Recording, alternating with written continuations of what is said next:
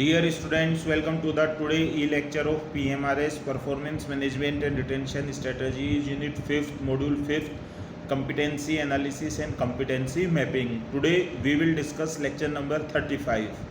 In lecture number 35 we will discuss competency mapping. Basically एक research है जो कि ये इंडिकेट करता है कि किसी भी जॉब में जो 50% जॉब परफॉर्मेंस प्रॉब्लम्स आती हैं वो इसलिए आती हैं क्योंकि जो एम्प्लॉयज़ हैं वो रॉन्ग जॉब में हैं। 25% ऑन द जॉब परफॉर्मेंस इसलिए आती है क्योंकि जो एम्प्लॉयज़ हैं वो एबल नहीं है, उनमें इनएबिलिटी है, गैप है एक्चुअल जो कॉम्पिटेंसी चाहिए और जो उनके अंदर कॉम्पिटेंसी है उसमें। तो इसको रिजोल्व करने के लिए बेसिकली कॉम्पिटेंसी मैपिंग का यूज किया जाता है। तो competency mapping is a process through which one assesses and determines one's strengths as an individual worker and in some cases as part of an organization। तो competency analysis एक process है जिसके through किसी भी इंडिविजुअल एम्प्लॉय या organisation की strengths और weaknesses को आइडेंटिफाई किया जाता है।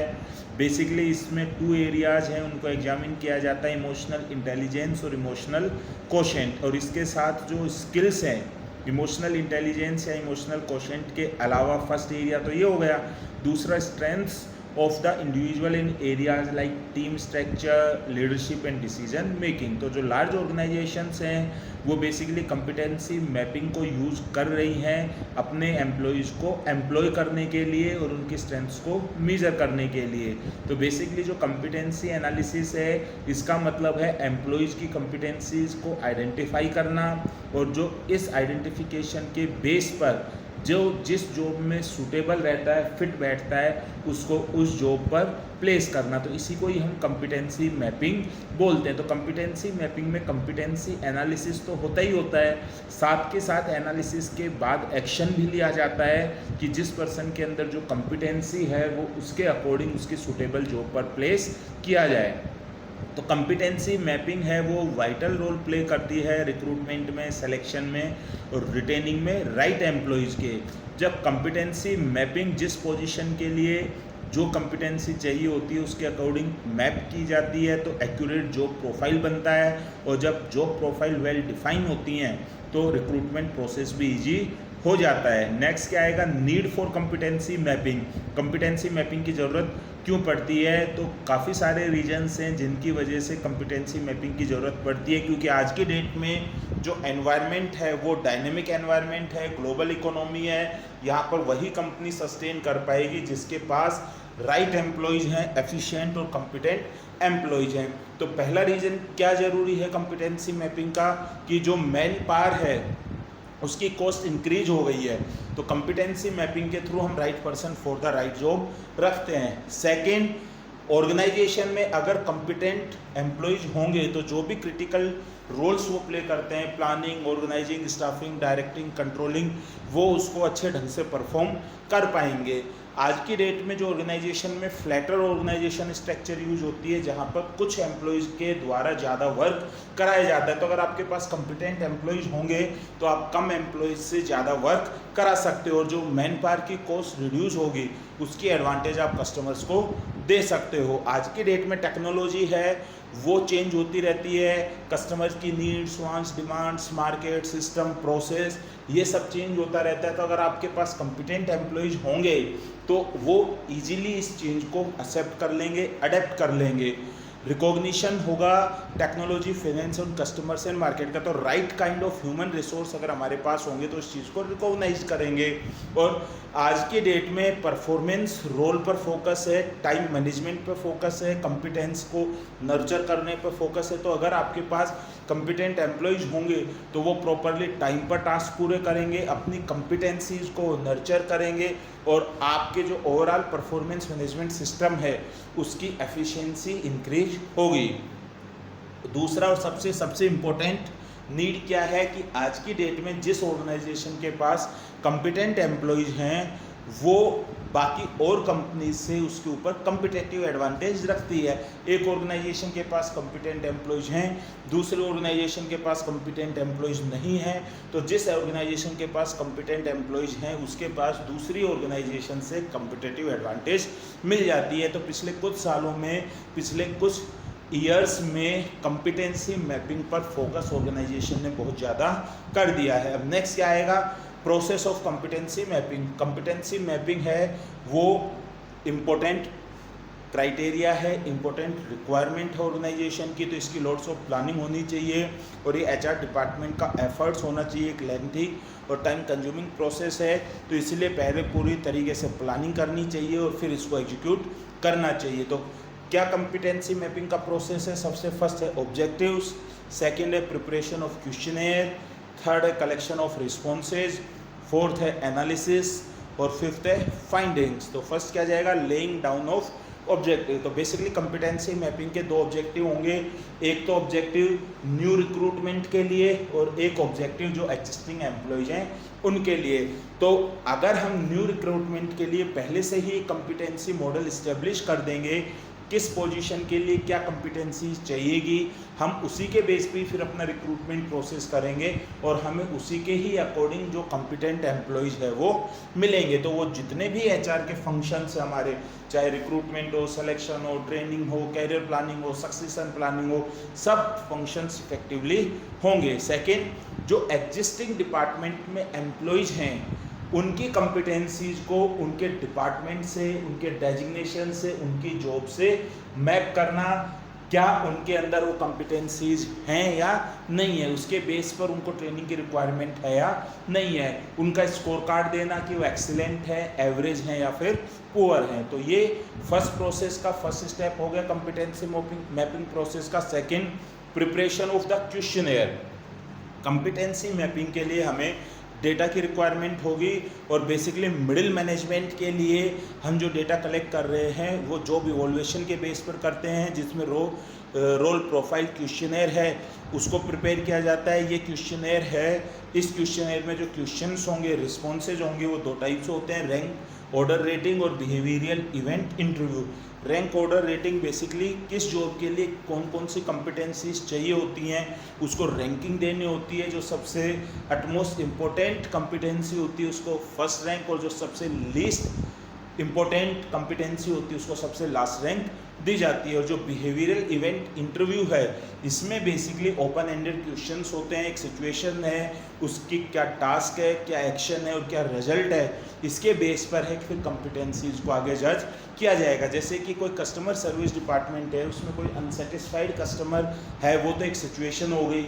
जो कस्टमर सर्विस डिपार्टमेंट में एम्प्लॉय, उसके टास्क क्या हो गई, अनसेटिस्फाइड कस्टमर को सेटिस्फाइड करना, उसने क्या एक्शन लिए कि वो अनसेटिस्फाइड कस्टमर सेटिस्फाइड हो जाए, ये तो एक्शन रहा, और उसका क्या रिजल्ट रहा, क्या वो कस्टमर सेटिस्फाइड हुआ या नहीं हुआ, वो रिजल्ट हुआ। तो जब एक बार एक क्वेश्चन प्रिपेयर हो जाएंगे जिसमें क्लोज एंडेड भी होंगे और ओपन एंडेड भी होंगे, रैंक ऑर्डर रेटिंग में क्लोज एंडेड क्वेश्चंस होंगे, बिहेवियरल इवेंट इंटरव्यू में ओपन एंडेड क्वेश्चन होंगे, उसके बाद फिर नेक्स्ट स्टेप क्या जाएगा, कलेक्शन ऑफ रिस्पॉन्सेज। तो ये सबसे टाइम कंज्यूमिंग स्टेप है, मैक्सिमम टाइम कंज्यूम करता है क्योंकि इसमें एम्प्लॉयज़ को इंटरव्यू करना पड़ता है और जो मिडिल लेवल मैनेजर्स होते हैं वो पहले से ही अपने काम से प्री ऑक्यूपाइड होते हैं, तो उनको इस क्वेश्चनेयर को फिल करने में, इंटरव्यू देने में स्पेयर टाइम निकालना एक डिफ़िकल्ट टास्क हो जाता है। तो तकरीबन 1 महीना इस स्टेज में लग जाता है जिसके थ्रू हम डेटा को क्या करते हैं, रिस्पॉन्सेज को कलेक्ट करते हैं। फिर नेक्स्ट क्या है, एनालिसिस।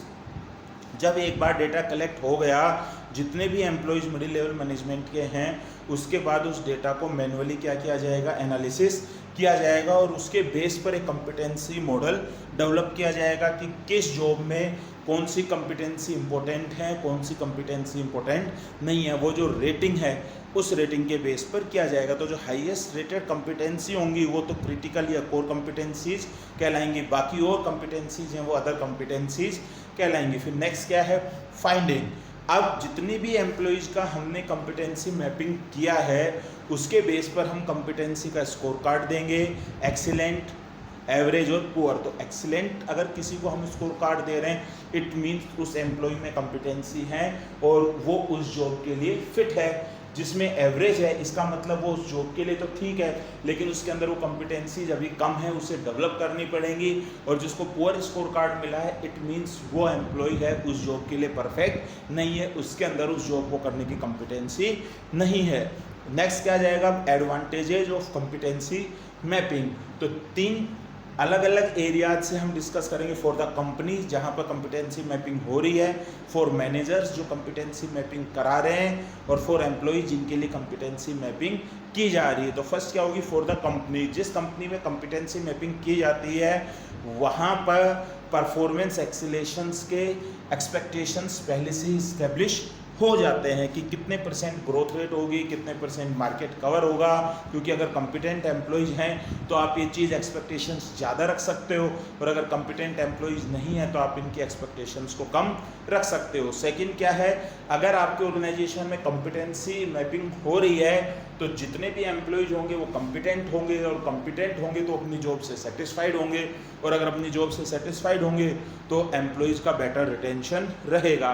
नेक्स्ट क्या है, increase the effectiveness of training and professional development programmes because of their link to success criteria. अगर किसी ऑर्गेनाइजेशन में कॉम्पिटेंट एम्प्लॉयज़ होंगे तो उनको ज़्यादा ट्रेनिंग की ज़रूरत नहीं पड़ेगी, या हम उनको जो ट्रेनिंग दे रहे हैं वो उन्हीं की कोर कॉम्पिटेंसीज़ के फील्ड में ही होगा, तो उस ट्रेनिंग को सीरियस लेंगे।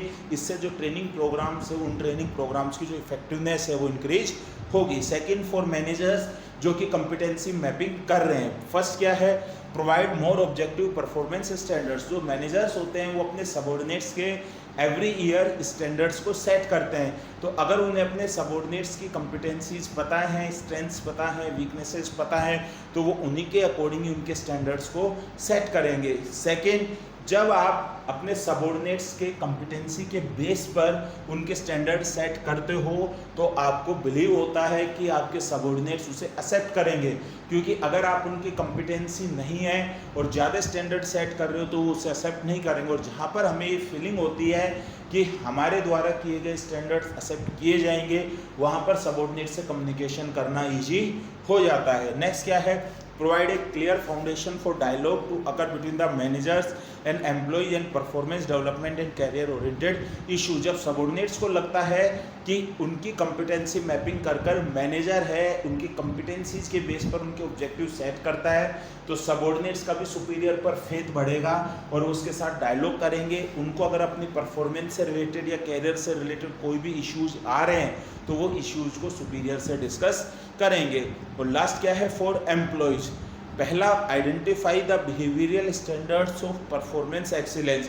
जब एम्प्लॉयज़ की कॉम्पिटेंसीज मैपिंग की जाती है तो उन्हें पता चल जाता है कि हमारा कैसा बिहेवियर होना चाहिए परफॉर्मेंस में एक्सीलेंस अचीव करने को, कैसी कम्युनिकेशन स्किल होनी चाहिए, कैसी टीम वर्क स्किल होनी चाहिए, क्या लीडरशिप क्वालिटी होनी चाहिए।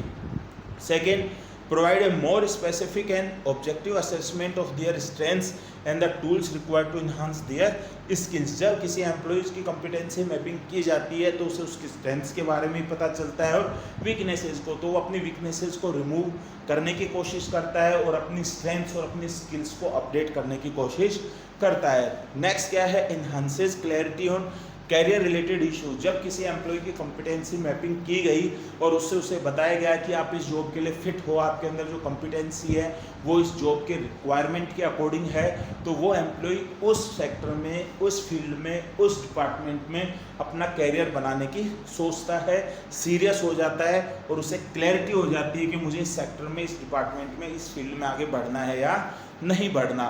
तो इसी के साथ ही आपका टॉपिक था जिसमें हमने क्या डिस्कस किया, कॉम्पिटेंसी मैपिंग, ये कंप्लीट होता है। Thank you very much. इसमें लास्ट में अगर आप एक देखोगे तो एक डायग्रामेटिक आ जाएगा फाइंडिंग्स के बाद में, traditional job analysis versus competency approach.